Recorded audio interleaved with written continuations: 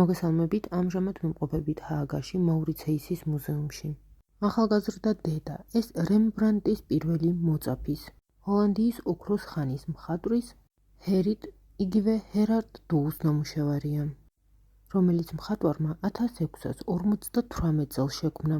1660 წელს ნამუშევარი ჰოლანდიურმა მხარემ საჩუქრად ინგლისის მეფეს ჩარლზ მეორეს გადასცა. ამ ნამუშევრით აღფრთოვანებულმა მეფემ მხატვარს ინგლისში გადასვლა შესთავაზა, თუმცა მან ლეიდენში დარჩენა არჩია. სურათზე მაღალჭერიან ოთახში მხატვარმა ახალგაზრდა ქალბატონი გამოსახა, რომელიც ბავშვის სიახლოვეს სკამზე ზის.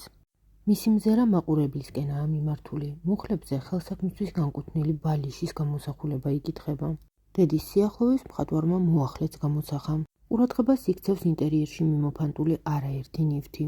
ეს ნივთები ამგვარი ფორმით შემთხვევით როდი გამოსახა მხატვარმა. მას სურდა ეჩვენებინა, თუ რაოდენ შესანიშნავად შეეძლო ფაქტურის გამოსახვა. კომპოზიციის სიღრმეში სამზარეულოში კიდევ რამდენიმე ადამიანის გამოსახულება იკითხება. ნამუშევარი მხატვრის მიერაა ხელმოწერილი, ამჟამად ის ნიდერლანდებში, ჰააგაში, მაურიცეისის მუზეუმშია დაცული.